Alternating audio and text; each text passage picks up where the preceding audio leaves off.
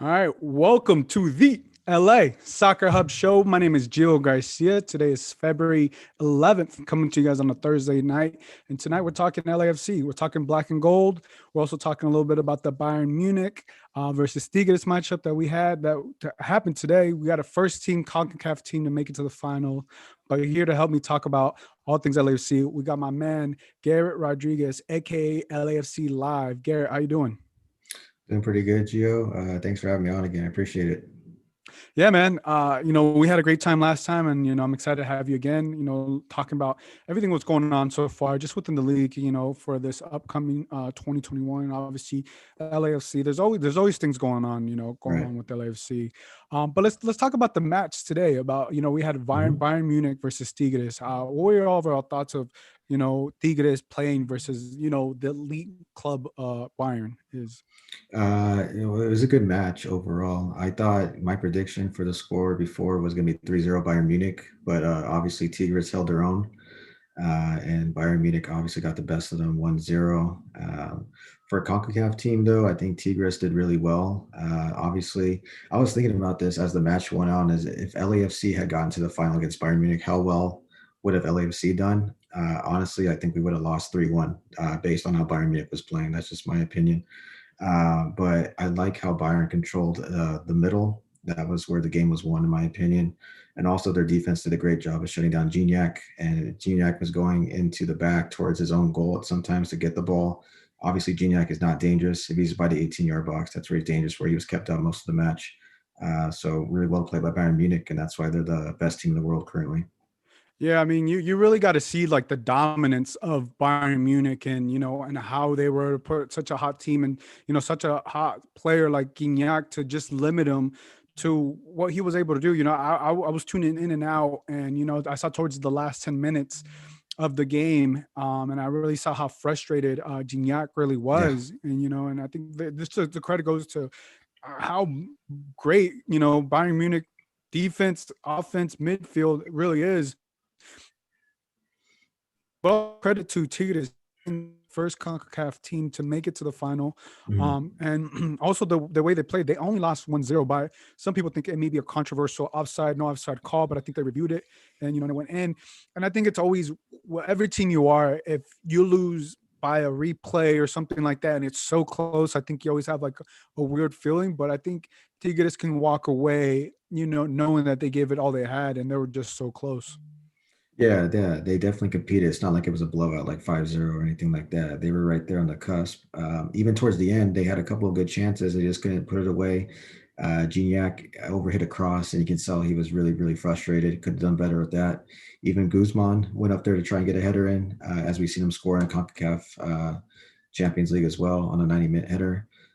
So they tried legit everything they could to at least equalize in the game, but it just wasn't going in for them. So best team in the world usually wins the game. So that's what happened today. Yeah, and Bayern, they're 6 for 6. I don't know everything that they've won, but I know they won Champions Leagues. I think they won the German League, obviously the hmm Club World Cup, and hmm three other cups. That it just puts them like in another elite level, right? And Right. it's crazy just to see just the talent that they have all the way around, and and them coming from the Bundesliga. I think growing up, I always saw like the Spanish teams. You saw like Real Yeah. Madrid or Barcelona, but I don't think they've been able to do what Bayern Munich has been able to do. Here in the 8 to 6 months they won all these trophies, which is just insane. Also, with the technically a coach that was sitting on the bench the whole time and then got promoted since the original one was fired. So Hansi Flick has done a really great job with Bayern Munich, and he's providing that he. I don't know if it's so much if it's 50% the players, 50% the coach, or if it's 80% the players and 20% the coach. But he's doing a great job. He's got a new trophy cabinet to fill, so he's doing a Yeah, wonderful job. lots of silverware, man. There, and Yes. imagine just being, one of the players there. I just feel like where else could they go? Like we were talking about this earlier, but like where else could any of those players go when yeah, I think you've reached the highest peak you probably could. It's just maybe they want to go live somewhere else, but it makes it very interesting. We'll see what happens with that Bayern Munich team moving forward. Yeah, the ultimate goal I think is to play for a Real Madrid or a Barcelona, because you've seen Toni Kroos move from Bayern Munich to Real Madrid. Thiago to Liverpool actually. So I mean, I just if you're comfortable, I guess you could stay at Bayern Munich. But if you want to further your footballing career and maybe make an even bigger name for yourself, if it's already not big enough, you go to Barcelona, Real Madrid, or maybe Manchester City. It's just all about your preference at this point. Yeah, yeah, no, it does. So, I mean, shout out to Bayern, shout out to Tigres. I mean, I think that the job that Tigres did also gives hope to other CONCACAF teams, especially Yep. teams in MLS. And I think, if you're LAFC, you also got to think that the way they played and also the way they lost to Tigres makes you think that one day LAFC may be able to have those aspirations. May making it a final. I don't know. That's still to see. But obviously winning the CONCACAF tournament. And Hmm. once a team gets hot, we saw what happened with LAFC. We also saw what happened with Tigres. They went to the final, so I think anything can happen. But I think the job Tigres did, it really gives a lot of motivation, a lot of aspirations to a lot of the MLS teams. Yeah, yeah, there's definitely some motivation there. You would like to see LAFC be motivated by seeing Tigres go to the final, maybe further progress in other tournaments that we're going to be coming up for us. But definitely CONCACAF is on the rise as far as being competitive as well, as we've seen in the CONCACAF Champions League and then the Club World Cup tournament as well. Yeah. So now let's talk about the season. It got pushed back for two weeks. Hmm. Initially it was February. I mean, excuse me, April 3rd. But now it's going to be pushed back to April 17th. We all know because it was a CBA negotiations. We all know what happened. They came out and they finally agreed to terms. Now it gets pushed back a week. And I feel like the only ones that lose in this situation are the fans because, us and, us, the media, the fans, Yep. everybody, because, we're looking to April 3rd, and now it gets pushed back a couple of weeks. But nevertheless, we're actually gonna have MLS start, even though it's 2 weeks. What are your whole thoughts, even though the league will push it back for 2 weeks? I'm still excited. I'm just happy there's a season going to happen because, I was getting kind of nervous that things could go south and it could be delayed even further, like maybe May or something like that. And they would have to do a different type of scheduling. But I'm glad we're going to be seeing the season come up very soon. I'm glad they got it worked out. We can get the camps going very soon, maybe get a couple of preseason friendlies if they're safe to do so behind closed doors. And just excited to see the season rolling out very soon in April. Yeah. So I think the thing that also makes it interesting is nevertheless you're still going to have about I think 6 weeks of preseason, to Hmm. get the guys right. At this point, I think we kind of see who the LAFC squad is going to be and who's not going to be in the LAFC squad. Yep. And one of those players that went on Instagram this past week was Dejan Jakovic. He said his Hmm. goodbye to LAFC and the fans. What were your overall thoughts of Dejan Jakovic as a player? For LAFC. I think he was there since the start. Correct me if Yeah. I'm wrong, but he's been there Yes. since the start. At times he's been up and down, but unfortunately, he's not going to be with them this season. So give me your thoughts on him as a player for LAFC. I tweeted no slander towards him at all. When he was asked upon, he did his job the best he could. I actually respected him as a defender because I was one of the ones that was kind of rougher on him in the beginning because he did make a lot of mistakes. But it seemed like in season two and onward, he seemed to correct those mistakes and seemed more of a stable center back, which was nice. And I wish him all the best. As far as him being missed, I think he will be missed because that's another center back that we're going to be missing because we'll get into it, but we're down to, I believe, four center backs right now, or five if you count Tony Leon, the 16-year-old, but I wouldn't count him. I'm not relying on a 16-year-old throughout the season. I'm just, if you want to win games, I don't think that's, justifiable, but yeah, he'll be missed, I think, in some depth point sort of view. Yeah, and I just want to read his statement that he briefly put on Instagram. He's like, firstly, I would like to express my gratitude to the 3252 and the fans for all their support over the years. To the owners, coaching staff, and management, thank you for giving me the opportunity to represent this incredible club. End quote. He went on to say more, but I think you really see the appreciation he really had for the organization, for the fans, and everything that they were able to build them. And obviously, he is part of the history. And and I'm with you. I think now you look to what's ahead, right? You look at to who's gonna fill in those roles because Dejan, he was more of a substitute player, right? Yes, Towards the end, he was more of a def. substitute player. We'd come in, give you a couple minutes or play certain games, but he wasn't one of the starters down the stretch of his career. If we start to look at the defenders, I think you tweeted this out. You'll have Tristan Blackman. I think you're gonna Hmm. have Jesus Mourinho, Hmm. obviously Eddie Segura, and who am I The other one forgetting? was Traore, Traore, right? who's But eight, who's I don't. 18. Yeah, now he's 18 years old. I'm not sure how much we'll see of him, but I think, um, depending, right? Once we may see him in U.S. Open Cup injury. If players go on to play international. But what are your thoughts with what they have moving forward with the defense and obviously the center back position? Uh, if one of our center backs, Suguda or Miro, get injured, we're screwed. We're pretty much screwed because I've seen Traore play. I know it was one game against Real Salt Lake, and he's only 18, but he was pretty terrible. That's just me being blunt. I thought that was really bad when I saw him play against Real Salt Lake. So if Tristan Blackman has to slot in, I'm still a little nervous because Tristan plays better on the right back. But then Juan is coming in, and he's obviously I think going to start. So that takes away, like we talked about last time, the right back situation. So will Blackman be a center back or a depth piece now? I'm not sure how that's going to work. But if Murillo or Segura, one of them get hurt, yeah, I think we're screwed. So I would like to see a veteran center back come in. I don't think a DP spot would be a good place for a center back, in my opinion. I think we can get a good center back from, I don't know, John Thornton seems to make a lot of deals, so I'm sure he can find one because I think we do need a little bit of more depth back there if we're going to succeed throughout the whole season and the tournaments as well. Yeah, and I think the key to all this, right, is going to be Blackman. I know we've talked about this before. He's played at right back and he's also played at center back. Towards the end of the CONCACAF games, he really looked good at right back in the right back position. He looked really solid, but they also brought in Kim Moon One, right? So Right? it looks like Kim Moon One is going to be, if we go off of the money they're going to pay him, all the exposure that they did on social media, Yep.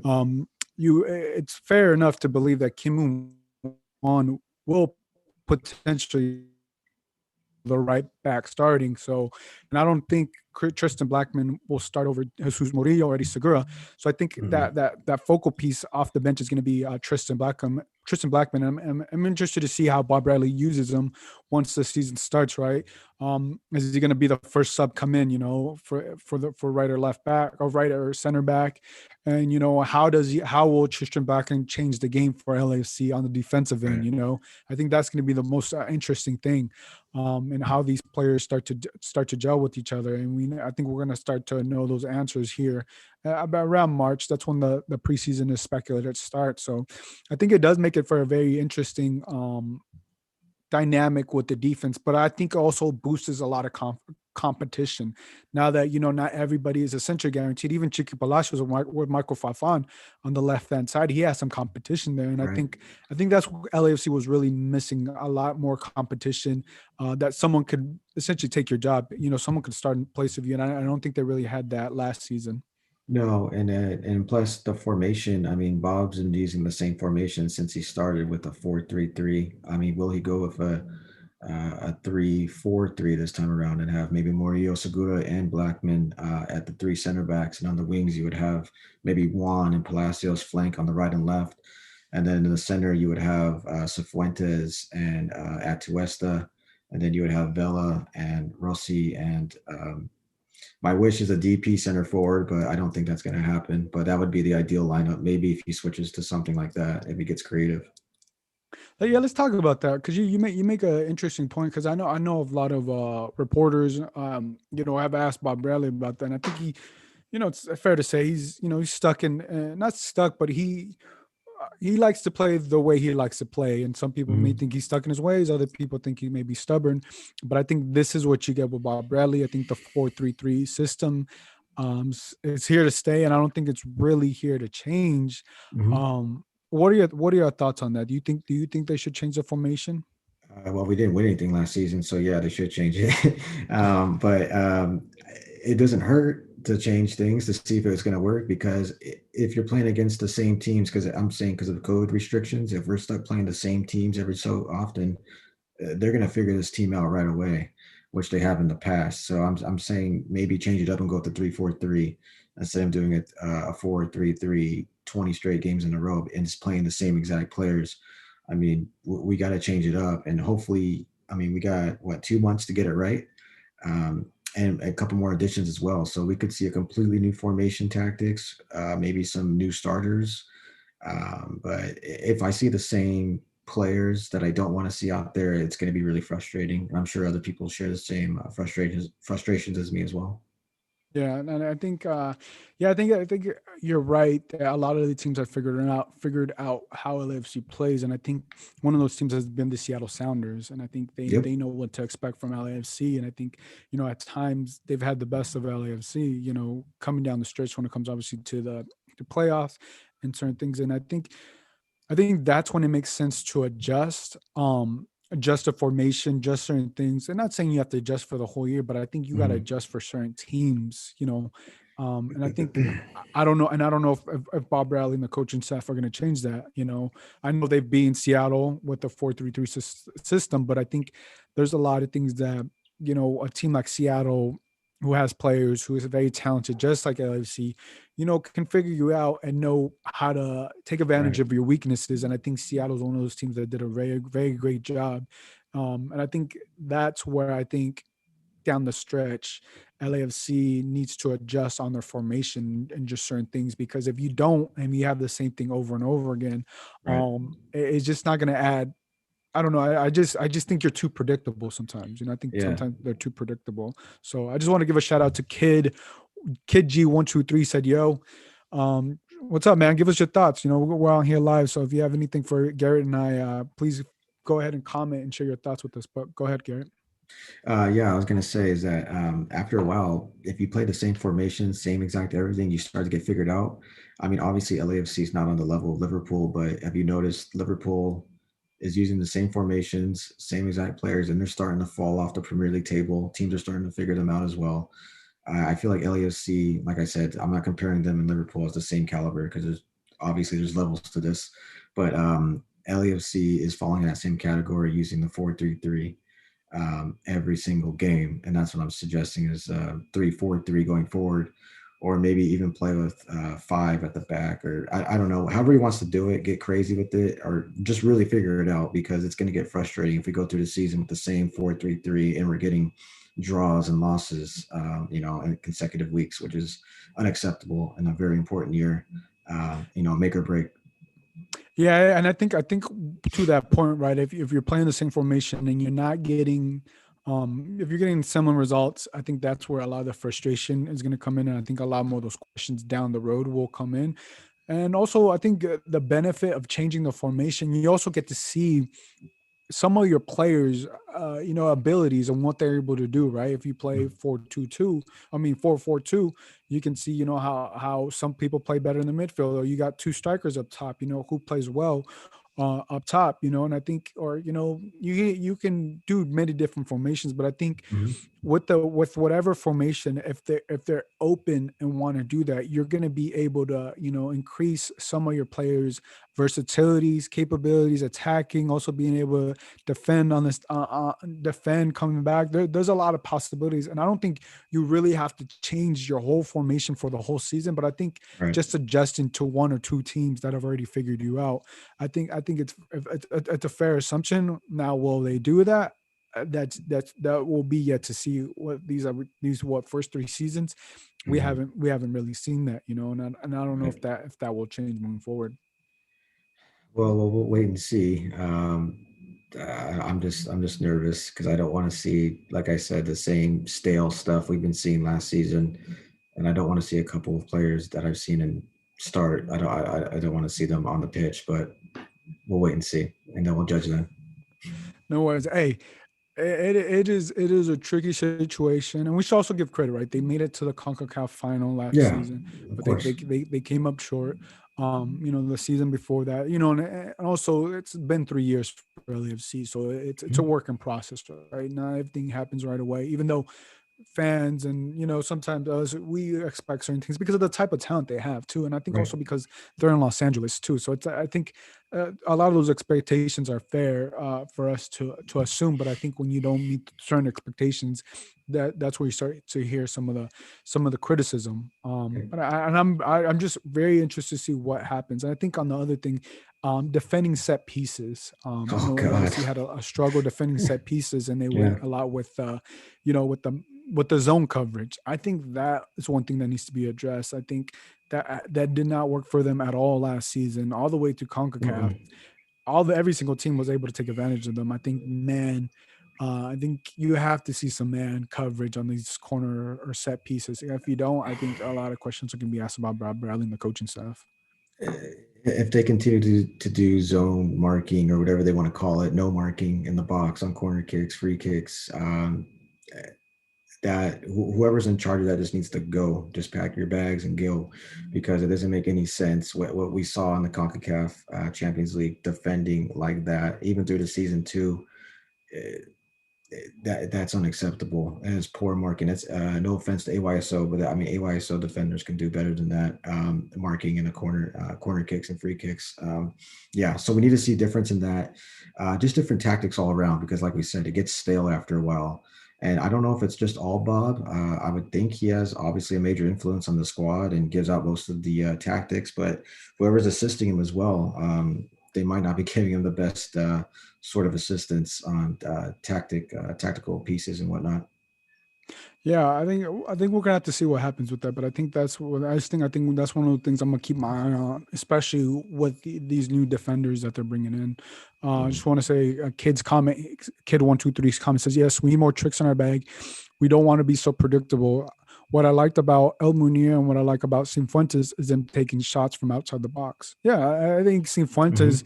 Cifuentes, it's just a matter of time before he hits one out of like 25 yards out. Yeah, We've seen him, I think, hit the crossbar a couple of times, and I think he's one of those players I think is going to take his game to the next level, not just in the midfield, but also offensively. And I'm very excited for what he has. I think that midfield is where LA sees us. It's one of the strongest points where they're at in the whole field, and I really want to see where Cifuentes takes us on a step because he has that big body, and you also see how he really commands the game in the midfield. he better start. That's all I gotta say. He better start. He's got to be one of the three. If they go with the three midfielders, he's got to be. It's got to be him. It's got to be Atuesta, and it's got to be Blessing. I don't want to see. Uh, I don't want to see Mark Anthony K in there, and I don't want to see the Hillis Chicken Ganilla in the midfield as well. I don't want to see them starting. Those two can't start if you want to win games. Come off the bench, sure, but not start. Not start. Yeah, I think one of the things about the midfield, I think if they are the strongest when they have a Twista, Blessing, and K. I mean, excuse me, and Yeah, I was gonna say. Yeah, there you go. My bad, Yeah, Cifuentes. But I think K is passing Concacaf really let a lot of people thinking, um, where he's at because some of those passes, I don't know whether he was under a lot of pressure. I hadn't really seen that from K, and I think it was I think frustrating at times. He did have that assist to Diego Rossi, yeah, that was scored good. the goal against Tigres, which was a great goal. I think made up for a lot of the mistakes he had in Concacaf. But I think right now it's fair to say that Blessing, Atuesta, and Cifuentes are the best at the midfield that LAFC has. And the Mayan Buccaneer, he says, Bradley needs to move on with Blessing and Mac. We need to start year four, and he is trying to win MLS Cup with those two. Tell me a little bit about Blessing. Move on from Blessing, the Mayan Buccaneer, because I don't know. I'm on the Blessing train, and I like what Eh, what he's produced I, for LAFC. dude, at times he's one of our most valuable players on the pitch as far as energy levels. That guy has a motor. He doesn't stop from kickoff to 90 plus whatever stoppage time. He doesn't stop one bit. I think he's one of our more valuable assets, and he was almost on the way out to a Brazilian team at one point. I think I forgot which one it was. I don't think it was Flamengo. Maybe it was, but it was somewhere. Yeah, it was But Flamingo. He it was was rumored with Flamingo. yeah, and that's a big club in Brazil. But yeah, I don't want to see Blessing be moved on. I think he needs to start at some. He get the good thing with Blessing, he's flexible. He can play at right back. He can play at center. He can also play on the wings. He's like a utility knife or whatever you want to call it, a utility weapon. But his best position is playing in the center mid because he's a motor that doesn't stop. He's like a little pest. So yeah, no, he needs to start. He's one of our starters, in my opinion. Yeah, I call him the X Factor. Hmm. He does everything for the team. And in my Buccaneer, he says he misses clear shots inside the That's box. true. That's true. Okay, I guess that's fair Yeah, to say, but that's fair to say, but he's not there for not an he's not there attacker. for Yeah, finishing though. he's not there for those reasons. But I get what you're saying, Mayan Hmm. Buccaneer. But if it was like, let's put it this way, if it was like Diego Rossi or Carlos Vela, Then yeah. which is that's their job, I think we could be a little bit more critical. But I'm with you. Mhm. I think from what I see in my point of view, what I see from Latif Blessing on LAFC, he does so many intangible things that don't show up on the stat sheet Hmm. that, like you said, brings off the energy, whether he comes off the bench or he plays our right back, asking a player 1 week to play forward, 1 week to play midfield, 1 week to play right back. I think you got to understand that that's asking a lot of player, and you don't at times you're not in rhythm. You know what I'm saying? Because you don't know where you're going to play. Yeah. When a player is playing, midfield consistency, one stop, you're more consistent, and I think that makes it a little bit easier. Um, and he says and goes on to miss playoff games. I don't know what he's saying. Kid123 says Blessing is a versatile super sub that can start in a pinch. Yeah, I'm with you. I mean, Yeah. it's fair. It's fair to criticize any player that you want, but I think Blessing, without a doubt, I put him right behind Atuesta being the second most important player to LAFC. Yeah, I mean, he might be our best goalie for all we know, since he's played every other position. He's played every other position, but yeah, Blessing's important. I love Blessing. Yes, when we are critical of him when he does miss open chances, because he does. We've seen it, but that's not his job. He's more of he's like the motor in the midfield. If someone's tired, he'll make up for that one player being tired and run for them. If that makes sense. But yeah, he's one of our critical pieces in the midfield. And I don't want to see him benched or go for this season. Obviously, if he declines this season and has a horrible year, then things will change. But I don't see that happening. Yeah, and as what we've seen as of now, I think I would also put Latif Blessing in that midfield. Just from everything that we said. Now let's talk about the Jersey League. Hmm. Earlier this week, I think just a couple of days ago, maybe yesterday. Yeah. I don't got my days all mixed up, but the Jersey. Jersey League of the Hmm. new LAFC 2021 jerseys out. Now it's like Hmm. a light skin brownish mesh. Yeah. You have the logo on the left. You got Los Angeles on the shoulders. Give me your thoughts about the jersey. I like the plain look. If they're gonna go with no sponsor, that's actually pretty sick in my opinion. I remember when we first when the club was founded and they're having all the designs. I remember we had the mock-up kits of like In and Out and Tesla and all that cool Oh stuff yeah, on yeah. there. So I'm wondering if YouTube, I mean, you might know more than me, if YouTube TV is gonna be the main sponsor logo still, or if it's gonna be if it's blanked out on purpose because they don't know what they're gonna put there yet. Yeah, I think it's blanked out on purpose because it's I think that's how they always do those jersey drops. But I think also YouTube TV, I don't know if there's still negotiation Mhm. what that's going on. I should ask about what's going on with that. But I think typically all these jersey leaks, sometimes they don't have no logo on them. But Mhm. without the logo, it makes the jersey look a lot more plain than what it really is. Right. Right. But I think once you add the logo, then it makes the jersey a little bit more complete. But yeah, it's very interesting. So are Yeah. you a buyer? Will you buy one of these jerseys? Oh yeah, I buy all the LAFC kits. Actually, I shouldn't say all of them. I have the obviously the last home one on right now, the first ever home one, the first away one. I didn't get the second away kit for the second. Was it the second season? Yeah, I didn't get that one because I didn't really like the logo or the design on it. But the one that I saw right now at the league, they're just plain. I like plain kind of old school looking jerseys, so kind of caught my attention. It just also matters what they slap on the middle of it too. If they go with no sponsor, that's cool. But if they go with a sponsor, I'll have to debate if I'll jump on that or not. Yeah, I think the sponsor obviously is gonna make the t-shirt a little bit more. I don't Yeah. think they go with no sponsor because that's a lot of revenue right there. Mhm. Hey, you're gonna miss out on, especially on COVID and you not Yep. having fans in stadiums. But I think once you see the sponsor on there, and I don't know if you saw, but I think they tweeted out. I also reposted that on Instagram that they had a photo with Carlos Vela on it wearing it. He was like, there was like a photo of him, and once you Mhm. see, it's different once you see it without a player. But I think this is a jersey that may have to, that may have to grow on some people. Mhm. But I think once you see like Carlos Vela wear it, I think if they wear black shorts and Yeah. maybe black socks, I think it's gonna make the jersey pop out a lot more than if you went beige. You know what I'm saying? If they went beige all the way, that'd be really ugly. So I hope they, I hope they don't do beige with the socks and the shorts. If they go with the black, like you're saying, then it'll look a lot better.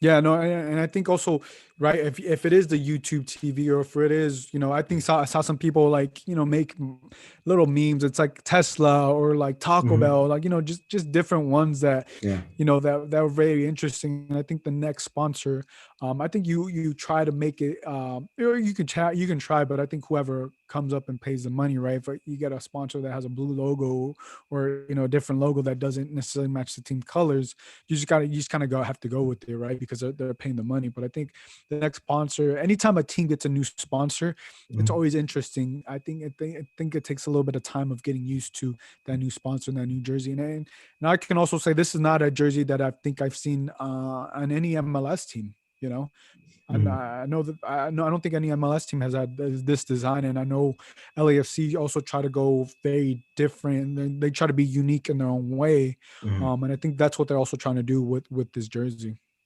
Yeah, no, it's gonna be cool, whatever logo they go with. I do dig the color scheme and then just the way it looks plain right now. Nothing too fancy.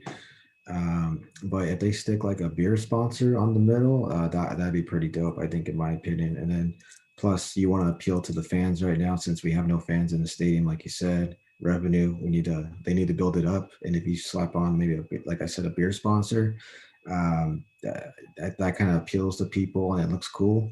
So Yeah. that could be really. What kind of beer you drink? Well, I doubt they're gonna slap Michelob Ultra on the sponsor. So, so They're I not was gonna do thinking. Coors Light. It has more taste. Have you not seen the commercials? Yeah, I've seen it. Yeah, no, I don't. One more calorie. One more calorie. I was thinking maybe like a Heineken or Modelo. I think that someone actually did make a Modelo one. I don't know if you've seen it. It's the Modelo. They've slapped it on the jersey. That actually looked pretty cool.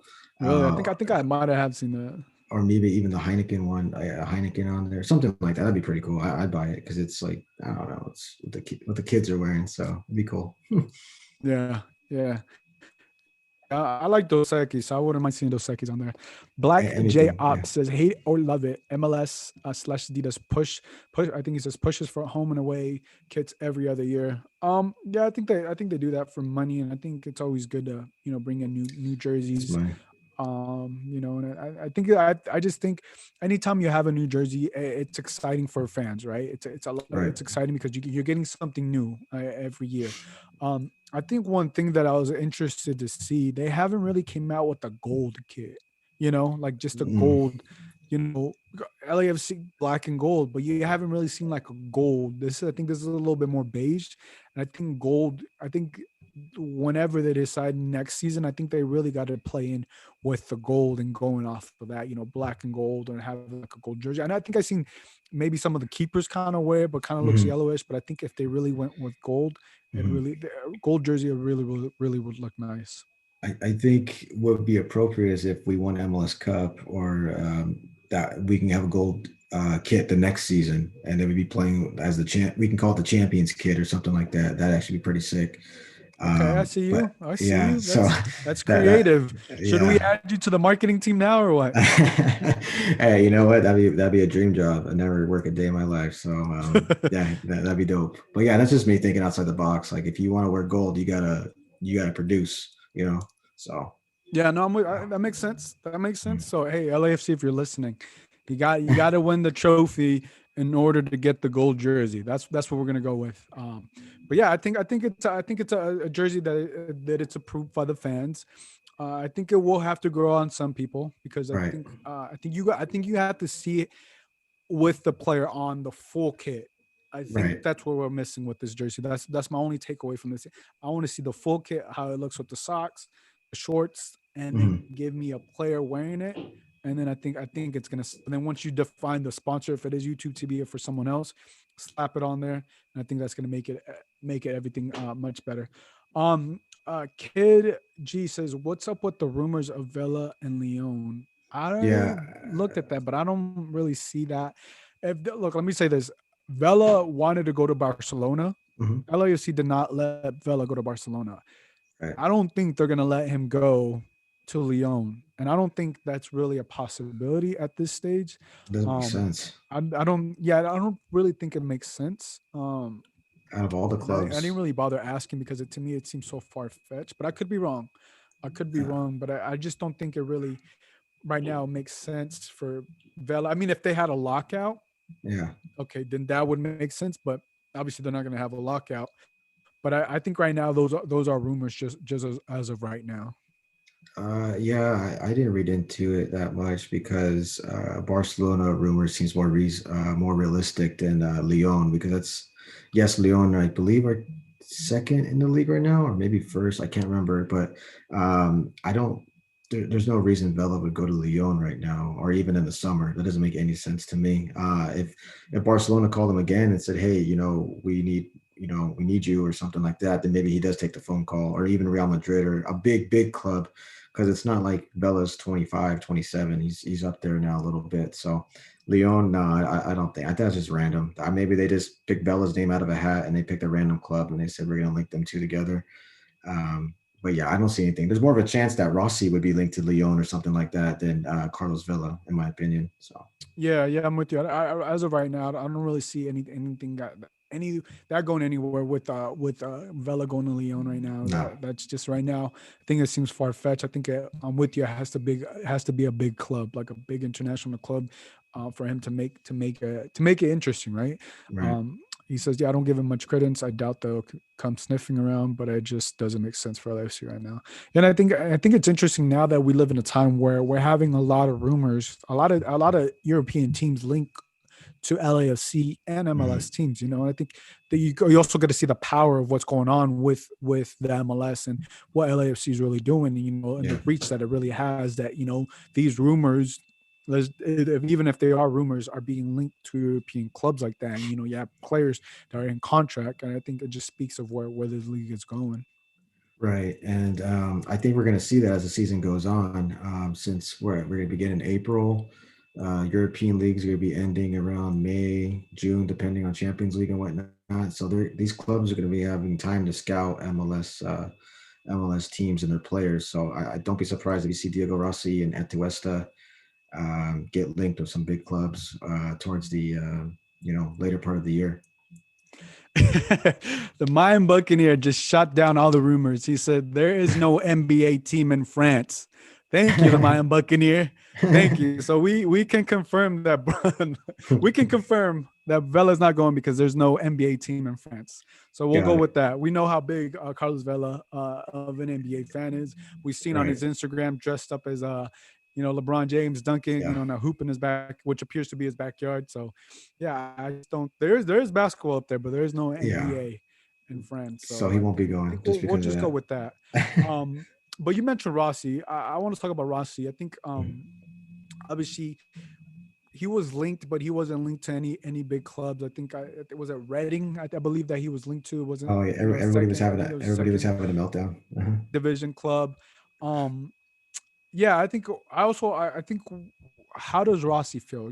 Does Rossi feel that the team may not want to sell him and move, get him to Europe because we know Rossi wants to go to Europe, or does Mm. Rossi feel like what, summertime is when I'm gonna go, talk with the club because we didn't see anything come out of Rossi like we did Right. of Brian Rodriguez, right? Yeah. So if you're Diego Rossi, are these the last couple of months? Because I think the summer transfer window is up June, July. I think it's Mm. June. Yes, I believe it But is so it's June. so. Yeah. How do you think Rossi's feeling right now?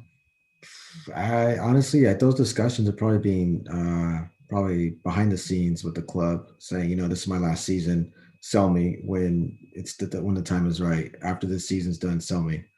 And you have to respect his decision because it's not like he's been a scrub. I mean, this guy's given all he can for the club so far. He's done well, and I would say 90% of the games. I mean, the guy was on fire in the what do you want to call it, the bubble in Orlando.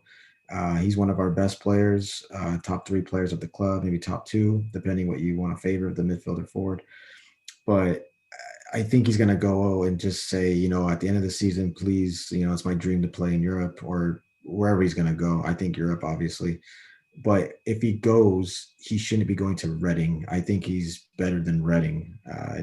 No disrespect to Reading or the championship in England, but at least a mid-table Serie A team or a bottom like 15 to 20,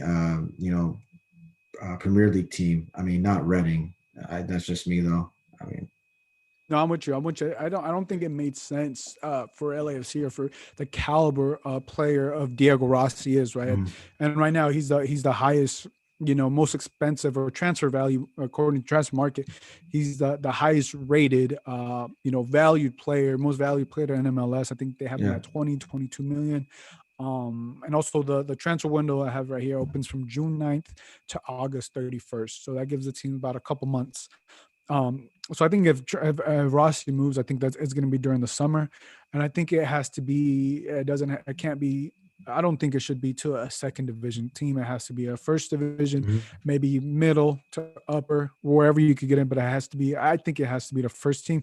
yeah, Anyway, he goes to a second division team is for him just to get some exposure, but with a high buyout clause. So for European teams can actually see mhm, him. That's the only way I see him going to a second division team. But a player like Diego Rossi with the type of talent and what he's shown here in the MLS, he has to go to the first league, whether it's a Premier League, Bundesliga or wherever. I think he has to go to the first league, and I think it's also going to show, prove LAFC's model, right? They're mhm, buying these players and selling them to to big European clubs, and you also be effective. And I think if Diego Rossi, I think those conversations have been had. I think they understand where they're at.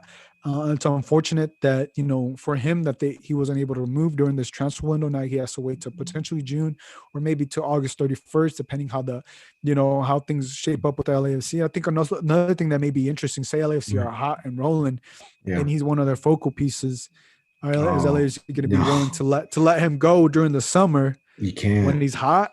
And is that the time to sell? You at some point LAFC is going to What have to strike when it's hot. what you can do is what other I've seen MLS clubs do is that they buy in the summer and then they'll join in January when the window opens up. I could see that. Yeah. That's something because if he's hot and we're on a roll and he's a focal point, like you said, you can't just bin him and then you got no replacement. Yeah, you're gonna get the money, but you can't just turn around that money real quick and get somebody just as good as him. So if you sell him, have that contract negotiation ready to go, and then when January 1st opens up, then he can go to whatever club he is going to. But you have to keep him this season if you want to compete because there's no way anyone's going to step in and fill him for his boots for this season, in my opinion. Yeah, and I think it also makes it interesting, right? Because there's still a lot uncertainty going on when that third DP is going to come, right? Hmm. But before we get to that, I want to hear you said, kid says our three homegrowns called into the Mexican national team. Hmm. Props. I want to see them get minutes wherever they can. Obviously, shout out to Christian Torres, Tony Leone, Eric Duenas. They made the Mexican U17. I think Yep. that's exciting. I believe that starts in March. So that's going to be interesting how they play and how they do with the Mexican national, Right. U17 team. And I think, they gotta have some minutes right now, especially in this next month in March when it picks up. So by the time the season comes, I think you want to see Christian Torres make some leaps, Eric Duenas, Tony Leon make some leaps, and Yep. where those players go, because those are your future, right? And Right. you want to see them how they're going to fit in the system. Last season they played out of necessity. We'll see what happens moving forward with those three guys. Right. Yeah, I think it's exciting seeing LAFC Academy products get called up to these national teams. I think they're dual citizens as well. They can either play for because Yep. for the Mexican, right? I'm correct, right? I Because they believe got so. called. Yeah, I believe you're right. I think they got called up to the USA camp too, all three of them, or maybe two of them. I can't remember, but obviously, I wish them all the best, and I hope they do really well in the camp and when they play in the games. As far as meaningful minutes, we did see a couple of the youngsters obviously play last season. Um, in the U.S. Open Cup, I would expect them to at least get some playing time in there, but I don't know. It's tough because when you want to win games and win cups, are you going to rely on the 16-year-olds and the 17-year-olds, or are you going to rely on your veterans and your Rossies, your Atuestas, your Velas, or do you rely on the 16-year-olds in the game, or a mixture? You could do a mixture as well. We've seen that, so it'll be Yeah, interesting. I think it's all going to depend on how many games they have throughout the week, right? If they're having two games a week like they did last season, I don't think that'll happen. But if you mix in the U.S. Open Cup, I think that's when you Hmm. see these young guys get those minutes, right? That's where it starts to get interesting. Um, but I do want to talk about Brian Rodriguez. Obviously, he's gone, but he left on loan, so that doesn't necessarily open up a DP spot for LAFC because his loan ends in May. Right. And like I said earlier, there's a lot of things that came with that loan. And what I mean by that, there's a lot of metrics, or the team called it thresholds. So essentially what it means, they didn't tell me these thresholds. They didn't say the specifics. And I think one of the reasons why they didn't tell me is because some of those thresholds may not be as feasible that Right. Brian Rodriguez is going to be able to potentially, in order for UD Ameria to buy Yeah. them. And so right now what I saw is Tom Bogart tweeted out that the sell on clause is anywhere from 11 to 19 million. That's where they.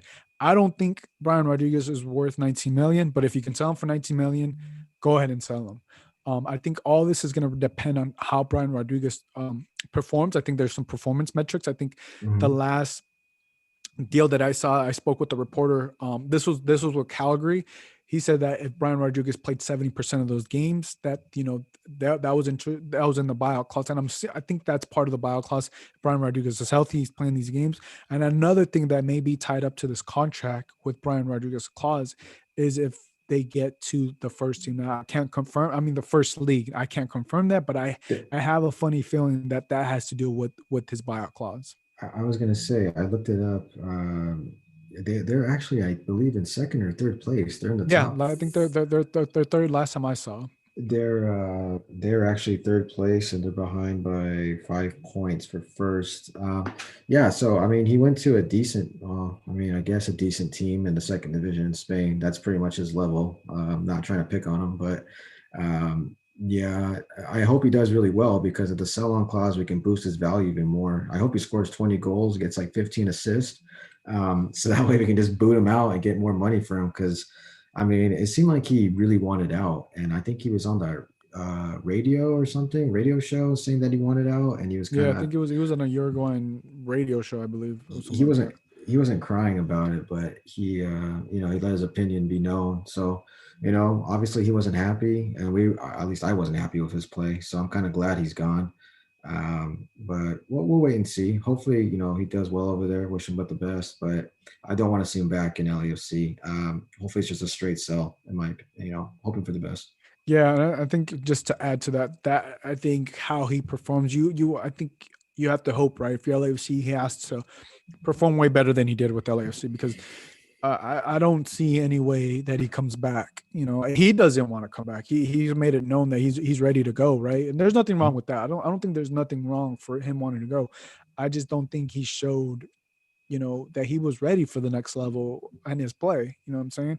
And I get that you have a dream, but the way he went out, the way he forced LAFC's hand, like, hey, you need a trade, you need to sell me, trade me, loan Mhm. me, because I'm not coming back to LA. I think, you know, I said this before, but I think the next time LAFC gets a player from South America or whatever, it's okay to have an option, want to go to Europe, but you have to tell this player and make it known that, hey, this is a 2 to 3 year project, which I think that's what Brian Rodriguez was. But I think in his mind, he was like, yo, I'm in here for a year and I'm out, a year and a half and I'm out, and I think Yeah. they were not on the same page. And obviously, there's a lot of things that went into it. Obviously, he really underperformed. I really do feel like LFC overpaid for him. Hmm. It's transfer market. They have a 11.5 they want to say, other people want to say that it's less than that until the team tells me that it's less than 11.5, because the only thing that we have is to go off transfer market. And Right. if the team does not deny that, then, I can't say anything else. But I don't think he's really ready for Europe because he hasn't showed that. But if he Well, goes out and perform and has a good season, then it opens up that 30p spot for LAFC. right. And look at the club he went to, second division. It's not like he went Exactly. to. It's not like he went to Exactly. a top 10 team in Spain or Exactly. something. Yeah. So, and his team might not even qualify to be promoted to La Liga. So, I'm hoping, fingers crossed, that that team does get promoted to La Liga, and he does well, and that makes it better for us as a price. But if that team, for some reason, doesn't get automatic qualification and he does terrible, and then we're stuck with him again, and the third DP gets messy, and we're back to square one. So it's kind of a tricky situation. Let's just hope that Alan Maria gets promoted, and That's you just gotta hope one way or another, yeah, you and then gotta get hope for both parties, you just gotta hope, that's, I think that's the best the scenario that I'll be could following happen. them. I'll be following them now on my football map. I added them as my favorites, so I'll make I sure to keep I an think a eye. lot more people are gonna follow because that 30p spot opens up a lot of possibilities, right? You've mentioned it, the striker. A lot of people believe that LAFC should get a striker with that 30p spot, and Yep. a lot of the rumors are that, um, who was it? It was Man City, Sergio Aguero. Kunagoro. That was one. I think that was one of the players I mentioned. I'm not sure if I did. Maybe I mentioned someone else, but I know I mentioned Suarez, but that's not going to happen. But Sergio Aguero. Oh my God! Imagine Rossi, Aguero, and Bella up top. That's yeah. You're not stopping that attack. I mean, we would probably let more goals in, but our games would win like 7-4, 8-3 every game. But Aguero, Bella Rossi, that'd be a pipe dream, to be honest, because oh man, I can't tell you, because watching Aguero play for Man City, obviously he's coming down the later years for his playing career, but obviously MLS is different than the Premier League, so I no doubt he would tear it up in MLS, in my opinion. Yeah, Kid says, yes, I agree. I can't help but that buyout clause is trigger a promotion, since that will come with an increased revenue they can spend on the purchase. Black K Op says no one wants him back. Winky face. I mean, let it be known. He said, I really hope that Rossi, Kid says, I really hope that Rossi isn't becoming delusional on the team. We often talk about the sporting side of things, but we can't forget about the locker room dynamic. I don't think Rossi, from what I've seen, the vibe I've gotten from Rossi, he would be a locker room distraction. I think Mhm. he's more mature than what I got from Brian Rodriguez. From everything, I think Right. he understands the process. He understands what's going on here, and I think when it's his time to go, I think we're all gonna know. And if for some reason Rossi is ready to go this summer, and the team's like, hey, I think the team will have to respect that because of what he's done. And I think the only way that would get tricky if the team doesn't want to sell him and he's ready to go. But I don't see that going on with Rossi. Um, and LAFC, but I could be wrong because they also did not want to let Vela go to Barcelona, before the start of the season. But I think everything's going to come down to how Brian Rodriguez does. I think there's a lot of dominoes that some people may not be connecting, but if Brian Rodriguez does not do well and somehow ends up not bought by UD Almeria, it's going to be a whole domino effect Yeah, that may not be good for LAFC. and then But Rossi if will be out the if they do door. buy him, Yeah. then it goes Mhm. the other way. Right. Yeah, there's that thing you're saying that if it goes horribly wrong, he comes back, Rossi ends up leaving to a big club, and then we're stuck with Rodriguez, Vela, and well, I mean, if you truly, if you're Rossi or Vela and truly want to leave, you would just leave, because if Barcelona comes in and said, like you said, like for Vela, said we want you right now, don't you think that Vela would say, yes, Barcelona is coming to get me, I'm going to go to Barcelona? Well, Because Vela wanted to go though. The thing was, LAFC didn't let him go. But I think the thing that Brian Rodriguez did, which was smart, Mhm. this is what I'll give him. He forced LAFC's hand. In order to force your way out, he did the James Harden. He literally did the James Harden to LAFC. But the difference is James Harden is an all-star and superstar player. Brian Right. Rodriguez is probably Is the third or fourth best player on the team, right? So to me, it was like, how did he, James that's a Harden? stretch. That's a stretch. Yeah. Third or fourth. I would say eighth, maybe. No, Some people may say eighth, but he literally pulled the James Harden. And if you want to leave, I think if I don't, Vela's not the type of player to do that. But I think Brian Rodriguez realized that the only way that I'm getting out of the FC, I got to go to the media. I got to tell them I'm not coming back and put it all out there and that's what he did. And as soon as I heard that, I was like, he ain't coming back. LAFC right. is gonna have to sell him. There's no way he's gonna come back. I think, and that's what ended up happening. And I think if Rossi wants to leave, if Vela wants to leave, and LAFC's are like, no, I think you got to go to the media and do it that way. Unfortunately, because I think when it goes to that point, that relationship is no longer good. The team doesn't want to sell you. You don't, because LAFC did had offers from Calgary and a bunch of other Italian teams prior to this happening. Were they better offers? I don't know. They probably could have been, but the way it happened, LAFC was not in control of this loan offer. They were forced into this. Right. And because a lot of those teams that were being offered were first division teams, obviously. And this is just a weird one where it came out of the blue. It's a second division Spanish team. But like I said, hope for the best. Hopefully he smashes it. Hopefully he gets sold for a better price. And then we don't have to talk about him ever again. Yeah, so. I'm with you. I think I'm at the end, but unfortunately, I think when it comes to May, we're gonna have our decision whether we'll still talk about Brian Rodriguez or we won't. But with these next 2 months, I don't want people to expect that the LAFC is gonna get a DP. I think you gotta wait until after May. The only way I see that happening is if Almeria comes in like we're buying him right now. But until Brian gets bought, there's no way I see LAFC getting a third DP right now, because it would be messy if you brought in a third DP right now, and then you come May, somehow Brian Rodriguez ends up coming back, then you have 4, and it gets too tangled up. Black Ops says curse of the third DP. Do you think LAFC's cursed? Oh, look at the third DP history. Andre Horta was crap. Brian Rodriguez is crap. So the next third DP, oh God, I'm praying. I don't know who it's going to be, but I hope they're good. And I hope it's not. It is cursed. I think it's cursed. 2 for 2.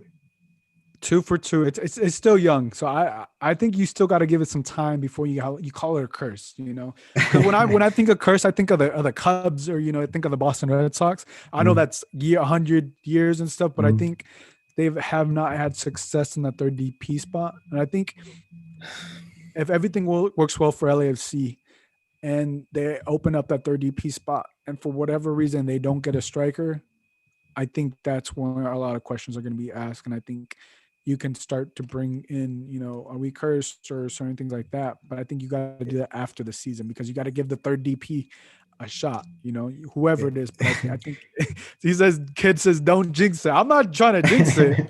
I'm trying to bring hope. But I think the third time's a charm, right? Third time's a charm. But I think the third DP spot is looking to be a striker if everything goes well for LAFC. That's just my take on it. If the third DP isn't a striker, questions got to be asked, because if it's on another winger or a midfielder, and if it's a midfielder, it better be top class midfielder that's obviously not like in their prime, but going the latter years. But if it's a striker, I want to see Aguero. I want to see a Diego Costa. I want to see either a Luis Suarez. But I don't think Luis Suarez, because he's still smashing in Spain right now. They're in first place.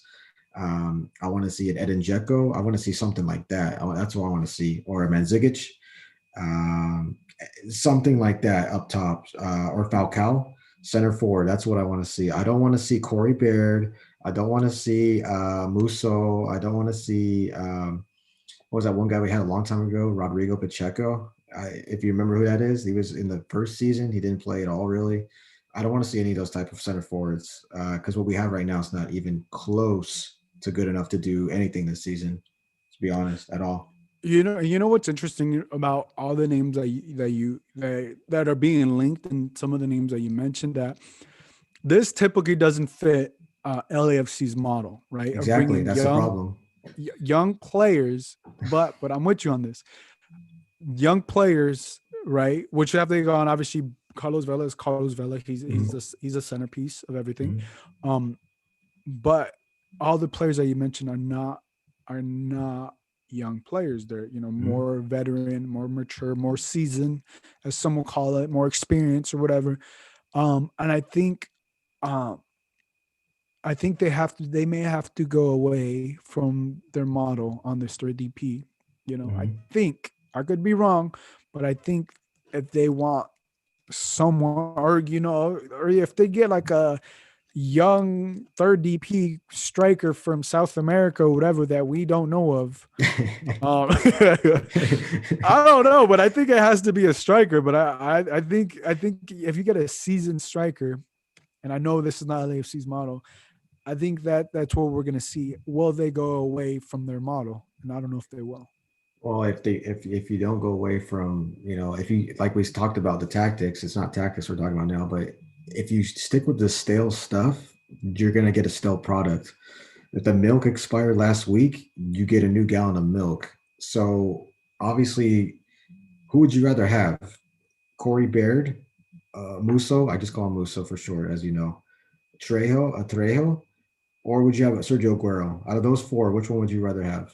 Oh, come on, that's I, that's that's a no brainer, bro. That's a exactly, no brainer. exactly, exactly. But So look, just we have to give Corey Barrett a shot, though. That's all you got to do. You got to give him. I'm not saying that he's at the level of Aguero. I'm with you, but I think you have to give Corey Barrett a shot okay, to see what he can I'll, produce. I'll give him 5 games. You also I'll give him got five Danny games. Musovsky a shot. You know what I'm saying? Obviously, he did not finish the season off well. He had he was out of rhythm from what I saw.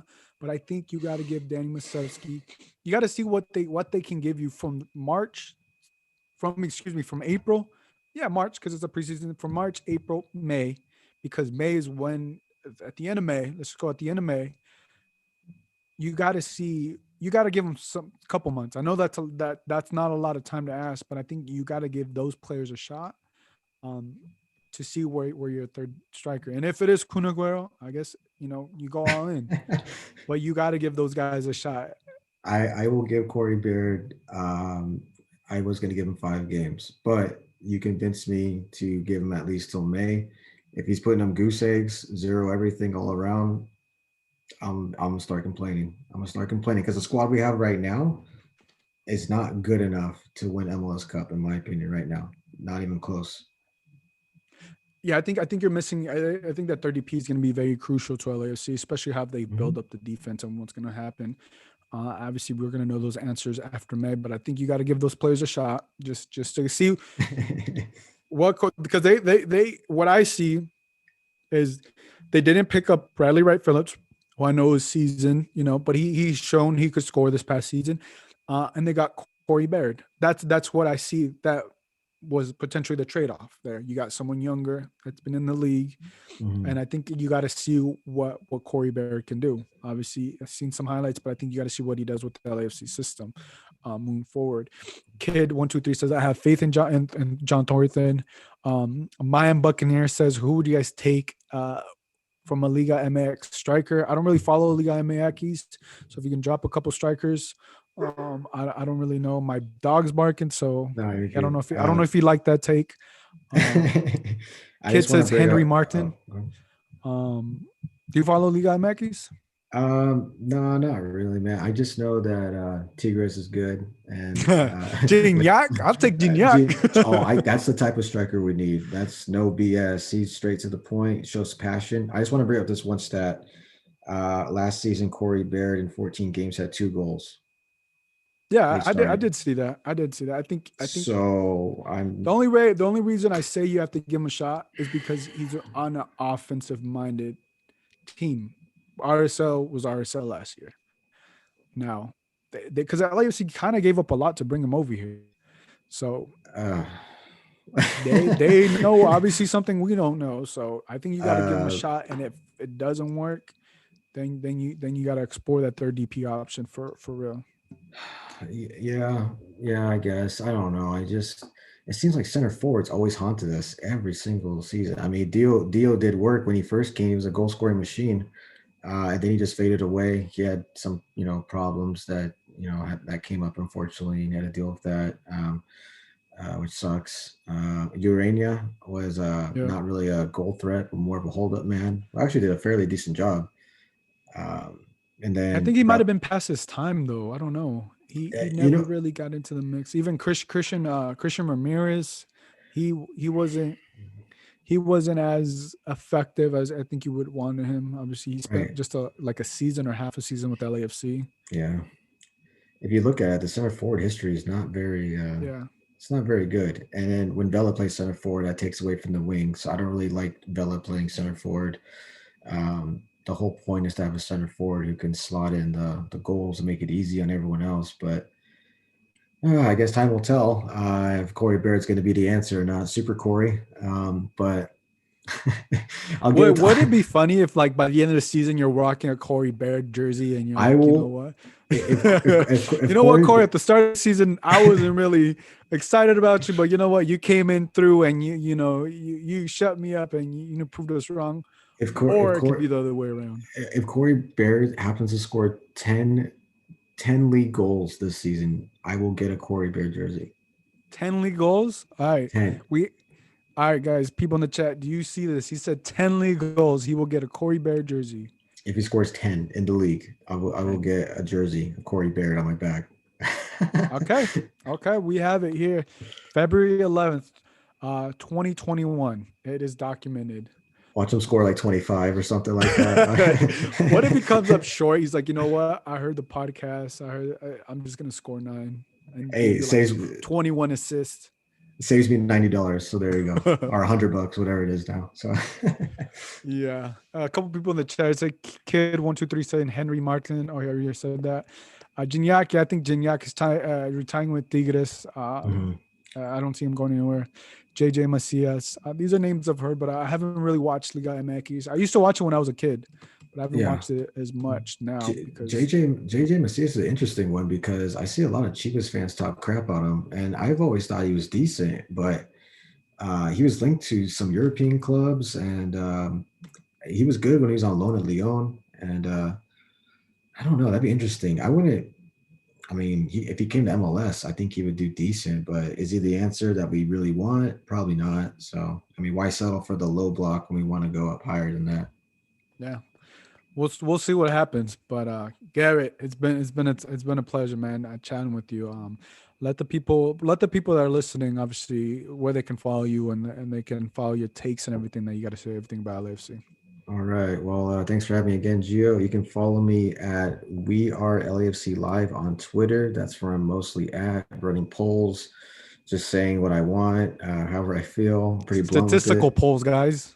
Yeah, yeah, statistical polls. Pretty much, I'm always open if, opinionated tweets and whatnot. Don't take them serious, though. I mean, if you guys always get involved. I always like interaction on Twitter because that's where I like to see like what everyone else is thinking. Obviously football is great because we all have different opinions, especially with LAFC, different opinions all the time. So that's where you guys can follow me at. Yeah, guys, make sure to give him a follow. Obviously, Garrett, it's always a pleasure to have you on. Everybody who chimed in on the chat, Kid123. Podcast schedule we'll do Garrett, would you like to be on Thursdays? Are you busy every Thursday? Thursdays at 7 are actually pretty good with me. Obviously, if anything comes up or I have something planned, I'll make sure to let you know. But Thursdays at 7 are pretty good with me. Cool. Yeah, we can have you be talk LAFC with you. Obviously, I cover both teams in Los Angeles. I'm pretty busy with that, but anytime I can talk LAFC with you, especially with someone knowledgeable.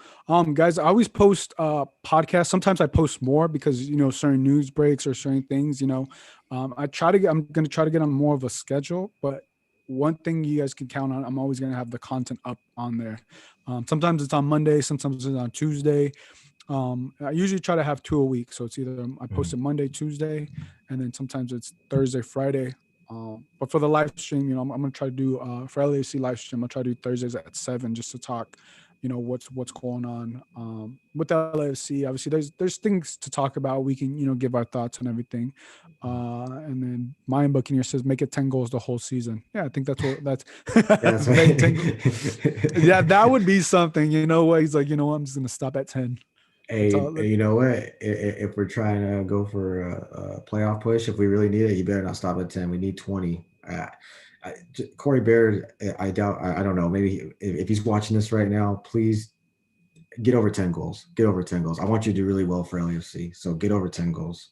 I don't mind buying the jersey. I don't mind buying There the we jersey. go. The jersey, and he got you dinner too. He's buying dinner too. I'll buy him in and out or something. That'd be fine. There you go. Yeah, guys, I'll go for LAFC. Kid, I'll do Thursdays at 7 p.m. Next week may be tricky because I'm going to be in Mexico City. I'm visiting some family. Okay.